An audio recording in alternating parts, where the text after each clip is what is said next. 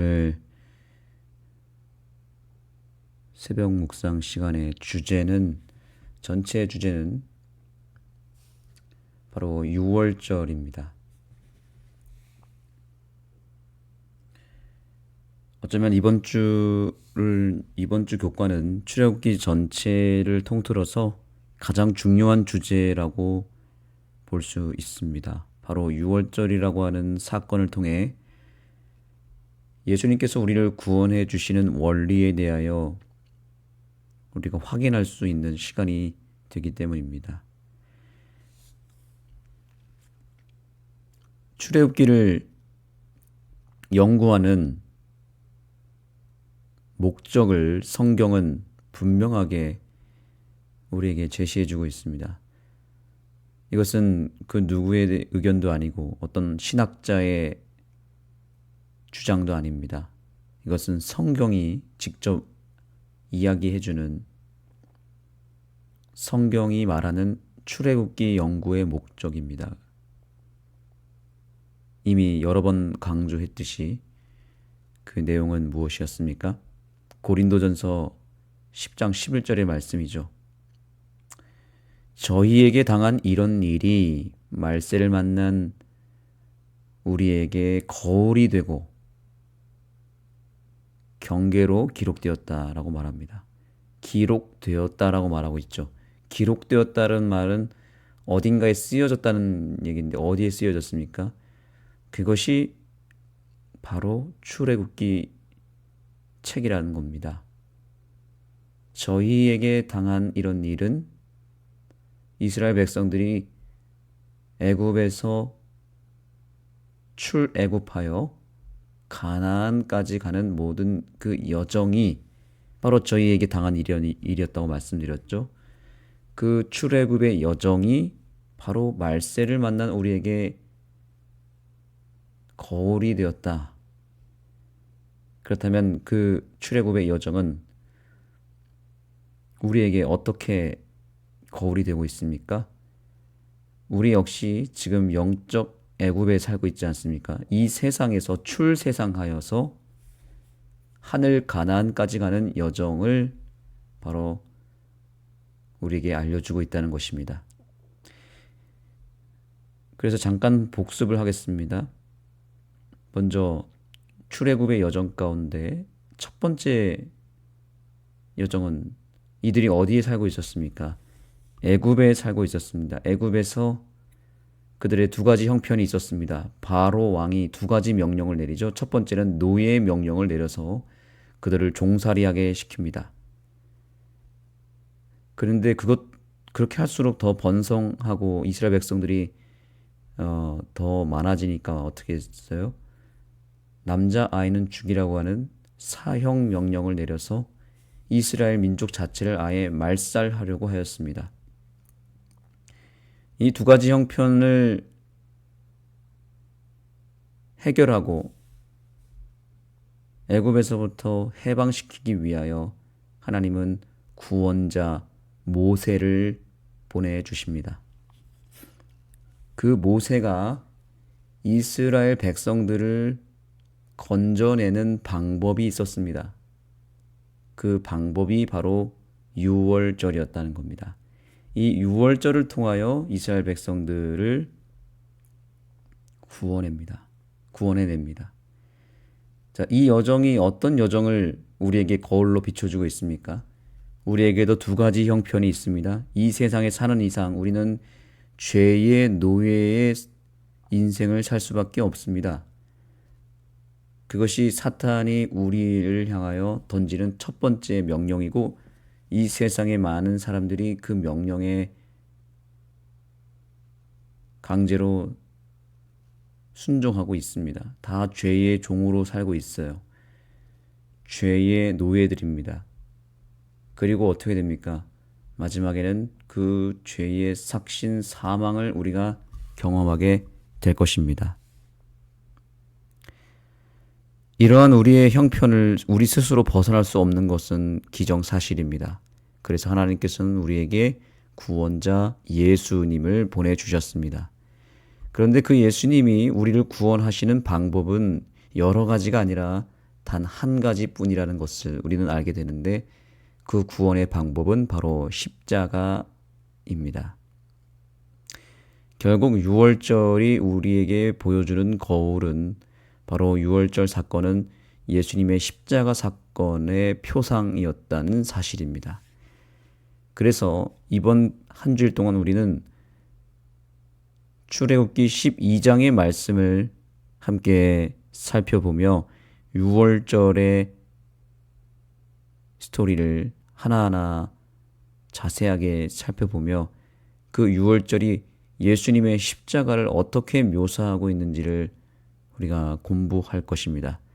그 12장이 너무나 중요한데 그 12장을 읽기 전에 사실은 11장을 먼저 살펴봐야 합니다. 왜냐하면 11장을 봐야 12장이 열리기 때문입니다. 그리고 12장의 주제인 유월절이 얼마나 중요한 절기인지를 11장이 말해주고 있습니다. 그 내용이 일요일 교과에 나타납니다. 자, 이제 출애굽기 11장의 내용을 우리가 보도록 하겠습니다.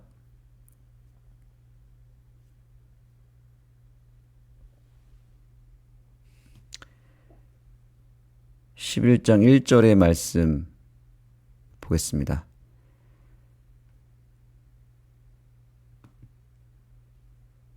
자, 여기 보니까 화면에 잘 안 비춰질 수도 있는데요. 제가 읽겠습니다. 여호와께서 모세에게 이르시기를 내가 이제 한 가지 재앙을 바로와 애굽에 내린 후에야 그가 너희를 여기서 내보내리라. 아멘. 여기서 어느 표현이 중요하냐면 내가 이제 한 가지 재앙을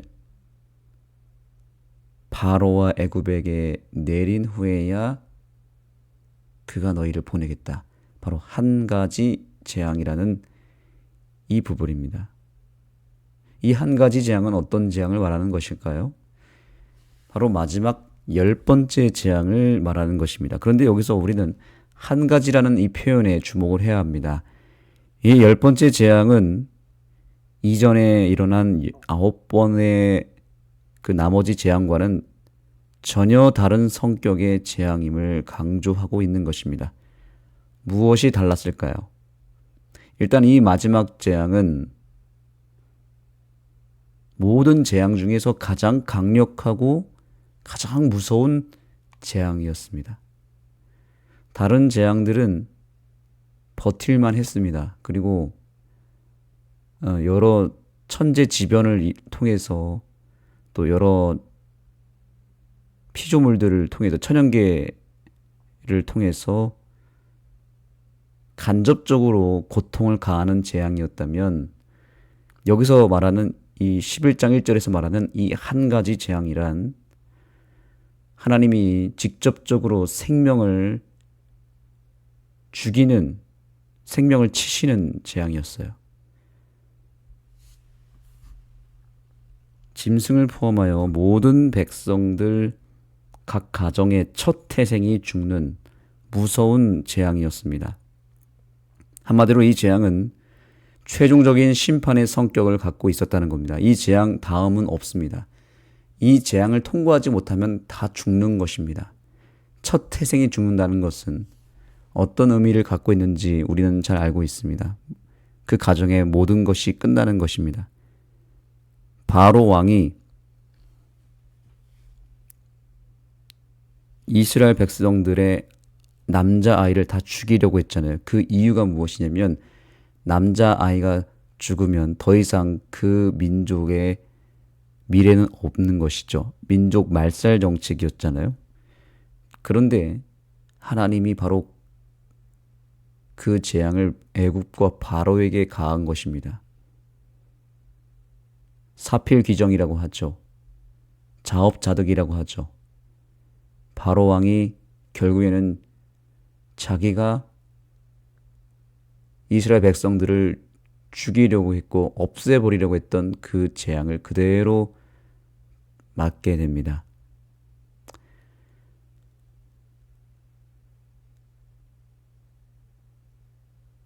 자, 그런데 문제는 이 재앙이 애굽과 바로에게만 해당하는 재앙이었을까요? 그렇지 않습니다. 그동안의 재앙은 그 대상이 애굽이었습니다. 이스라엘 백성들은 재앙으로부터 당연하게 보호를 받았죠. 그런데 이 열 번째 재앙만큼은 하나님께서 자동적으로 막아주시지 않았습니다. 이 재앙은 애굽 백성이든 이스라엘 백성들이든 동일하게 주어진 재앙이었습니다. 피할 수 없었습니다. 여기에는 분명한 이유가 있었습니다. 하나님은 이 한 가지 재앙을 통해서 하나님의 백성과 사탄의 백성을, 즉 구원받은 백성과 멸망받을 백성을 최종적으로 구분하기를 원하셨던 것입니다. 근데 그 구분하게 되는 그 마지막 과정이 바로 이 한 가지 재앙, 요 한 가지 재앙을 통해서만 그렇게 하시겠다라는 것이었습니다. 그래서 다시 출애굽기 11장 7절을 한번 이어서 보겠습니다. 11장 7절입니다.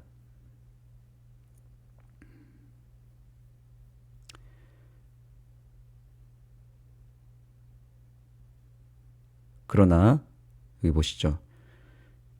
그러나 이스라엘 자손에게는 사람에게나 짐승에게나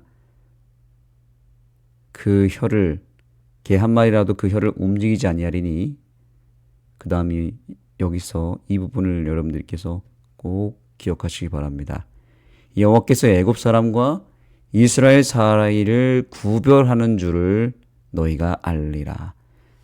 자, 정리해 보겠습니다. 한 가지 재앙을 통해서 하나님은 이스라엘 백성들을 구원해 낼 것인데, 그 구원의 과정 가운데 또한 하나님은 한 가지 방법을 사용해서 이스라엘 백성과 애굽 사람들을 구별하겠다라는 것입니다. 걸러내겠다는 것이죠. 그런데 여기서 우리는 그저 혈통적인 관점에서만 이해하면 안 됩니다. 그냥 이스라엘 백성들은 살리고 애굽 사람들은 죽이겠다, 이런 뜻이 아닙니다. 이것은 애굽에서 살고 있는 백성들이 혈통과 배경과 상관없이 하나님께서는 진정한 하나님의 구원받을 백성과 진정으로 애굽에 머물러서 죽게 될 백성을 구별하겠다는 뜻이었습니다. 알곡과 가라지의 비유를 보시면 종들이 그 가라지를 뽑으려고 할 때 주인이 뭐라고 하죠? 가만두라고 합니다. 그리고 마지막에 추수 때가 되면 그때 한 번에 알곡과 가라지를 구분하겠다라고 했습니다. 타작 마당에서 이 알곡과 가라지는 추수 때에 갈려지게 됩니다. 맨 마지막에 구분되는 것이죠. 지금 마지막 재앙을 통해서 하나님은 어쩌면 키질을 하고 있는 것입니다. 알곡과 가라지를 나누게 되는데, 그것은 한 가지 재앙을 통해서 한 가지 구원의 방법을 통하여 하시겠다는 겁니다. 그 구원의 방법이 바로 유월절입니다. 그러니까 유월절을 어떻게 보내느냐에 따라서 하나님의 백성이 될 수도 있고 애굽의 백성으로 전락될 수도 있는 것입니다. 그래서 하나님은 최종적으로 당신의 백성을 애굽에서 걸러내어서 구원해 내겠다고 약속하고 계신 것입니다. 자, 이것에 대해서 교과의 저자는 이렇게 이야기합니다. 오늘의 교훈의 말씀입니다. 하나님의 재앙은 당신의 공의의 집행이면서 사랑의 또 다른 표현이었다. 자, 이 부분에 우리가 주목할 필요가 있습니다. 여기 두 가지 키워드가 있죠. 하나님은 이 한 가지 재앙을 통해서 하나님의 공의를 나타내시고 사랑을 표현하셨다. 공의와 사랑이 나옵니다. 공의를 집행했다는 것은 구체적으로 애굽을 심판했다는 뜻이고요. 동시에 사랑을 실행했다는 것은 이스라엘 백성들을 구원했다는 뜻입니다. 즉, 이 10번째 재앙은 다른 9번째 재앙과는 차원이 다른 성격의 재앙이었는데 이 한 번의 재앙을 통해서 하나님은 구원과 심판이라고 하는 공의와 사랑이라고 하는 두 가지 역사가 동시에 일어났음을 암시하고 있습니다. 여러분, 저와 여러분이 마지막 때에 이 세상 애굽 속에서 살고 있고 우리에게도 이 한 가지 재앙이 임한다는 사실을 오늘 이 교관을 통해서 발견하게 되기를 소망합니다. 마지막 때에도 결국에는 한 가지 재앙으로 세상이 끝날 것이고 그 한 가지 재앙을 통하여 하나님 백성과 애굽 백성이 갈려지면서 하나님의 공의를 통하여 애굽 백성들은 심판을 받게 될 것이고 하나님의 사랑을 통하여 주의 백성들은 구원을 받게 될 것입니다. 그렇다면 이 마지막 때에 우리에게 임하는 그 한 가지 재앙은 무엇일까요? 그것은 바로 우리의 존재와 생명을 직접적으로 치시는 재앙, 바로 사망이라고 하는 재앙입니다. 사망에서 벗어날 자 있습니까? 그런데 이 사망은 첫째 사망이 아닙니다. 둘째 사망에 대한 재앙입니다. 그러면 애굽 시대에 벌어졌던 그 10재앙 가운데 10번째 마지막 재앙은 오늘날 우리에게 어떤 재앙을 말하고 있는 것일까요? 지진, 홍수, 바이러스, 전염병, 전쟁 이런 것들이 우리에게는 10번째 재앙이라고 말할 수 없죠. 그것은 다 첫 번째부터 9번째 재앙에 해당하는 것이고 마지막 우리가 당하게 될 재앙은 바로 예수님의 재림을 통해서 임하게 될 둘째 사망의 재앙을 마지막 10번째 재앙이라고 해석하는 것이 맞는 것입니다. 우리가 일상적으로 다 죽는 그 죽음은 첫 번째 재앙이죠. 그것은 예수님이 십자가에서 다 끝내셨고 둘째 사망의 저주까지 다 끝내버린 것입니다. 그래서 예수님을 믿는 자는 죽어도 살겠고 라고 했을 때 그 죽어도 산다는 말의 그 의미가 무엇인지를 우리는 알고 있습니다. 첫째 사망은 그것은 누구에게나 다 임하는 것이고요. 둘째 사망은 바로 이 한 가지 재앙인데 그것은 바로 출애굽기 12장에 나타난 6월절의 그 구원의 방법을 통해서 비춰진 예수님의 십자가의 사건을 통하여 우리가 하나님 백성이 되느냐 애굽 백성이 되느냐가 결정이 되는 것입니다. 아무도 이 재앙을 피할 수가 없습니다. 한 번 죽는 것은 사람에게 정한 것이요 그 후에는 무엇이 있겠다고 그랬죠? 심판이 있을 것이다 라고 주님은 말씀하셨습니다. 하나님도 마지막에는 바로 이 죽음이라고 하는 재앙을 어떻게 통과할 수 있는지 그것을 통해서 우리가 애굽 백성이 되느냐 영적 이스라엘 백성이 되느냐가 결정이 되는데 바로 그 시기를 우리가 지금 맞이하고 있다는 것을 잊지 마시기 바랍니다.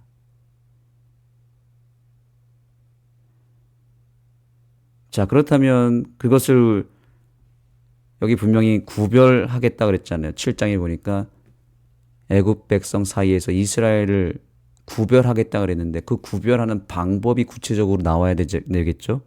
그 구별하는 방법이 바로 출애굽기 12장에 자세하게 기록되어 있습니다. 오늘 우리는 그 배경이 되는 11장을 살펴본 것이고요.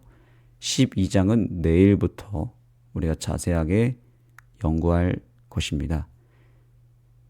그러므로 이제 우리는 오늘 이 교과를 통해서 우리의 영적인 위치가 어디에 있는지를 거울로 보게 된 것인데, 우리는 지금 어디에 있습니까? 애굽에 거하면서 마지막 재앙을 기다리고 있는 형국입니다. 첫 번째부터 아홉째 재앙도 이 세상에는 다 이루어졌습니다. 어제 저희 교회 한 집사님께서 저한테 물어보셨습니다. 열 재앙 가운데서 우리는 지금 어느 시점에 와 있는지를 물어보시길래 저는 이렇게 대답을 하였습니다. 9번째 재앙이 끝나고 이제 10번째 재앙을 기다리고 있는 시점이 아닐까요?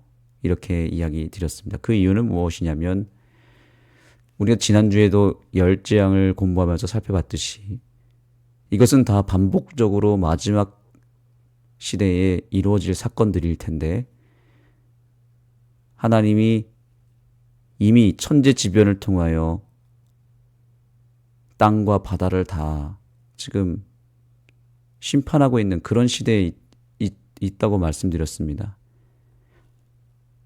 그 흐름이 열 재앙과 비슷하다고 말씀드렸고요. 한 가지 재앙만 남겨두고 있는 것입니다. 좀 전에 말씀드린 바로 사망이라고 하는 저주를 우리가 기다리고 있는 것이죠. 그래서 이제 예수님이 재림하시게 되면 바로 가차없이 모든 민족과 모든 개개인에게 저주가 임할 것입니다. 그 저주는 맞으면 둘째 사망을 맞게 되고 다 죽게 됩니다. 그래서 우리는 그 전에 예수님께서 우리를 구원하신 그 구원의 방법 가운데 하나를 선택해야 되는 것이고, 그것이 출애굽기 12장에 나타난다는 것이고, 그 유월절을 통하여 나타난 예수님의 그 구원을 우리는 다시 한번 진지하게 붙잡고 그 구원을 내 것으로 삼아야 한다는 사실입니다. 우리는 지금 사실은 매우 긴박한 시절을 보내고 있는 것입니다. 그 당시 애굽 백성들도 또 이스라엘 백성들도 어떤 사람들은 모세의 말을 듣고 정말 진지하게 급하게 이 유월절 어린 양을 잡아서 피를 바르고 마지막 10번째 재앙을 준비하는 사람도 있었겠지만, 정말 안일하게 편안하게 있으면서 우유부단한 태도를 가지고 모세의 명령을 소홀히 여기며 그렇게 안일한 태도로 있었던 사람들도 많았을 것입니다. 지금 우리가 살고 있는 이 시대 속에서 우리가 좀 더 깨어있는 마음으로, 급한 마음으로 하나님의 구원의 방법을 소유하여 하나님의 백성으로 내가 다시 확실하게 거듭나고 확정짓고, 또한 하나님의 그 구원을 내 것으로 삼아서 흔들리지 않는 믿음의 백성들로 온전히 서게 되기를 소망하며 말씀을 마치겠습니다. 기도하겠습니다. 하나님, 오늘 우리에게 주신 출애굽기 11장의 말씀을 통하여 우리의 운명을 다시 한번 비춰주셔서 감사합니다.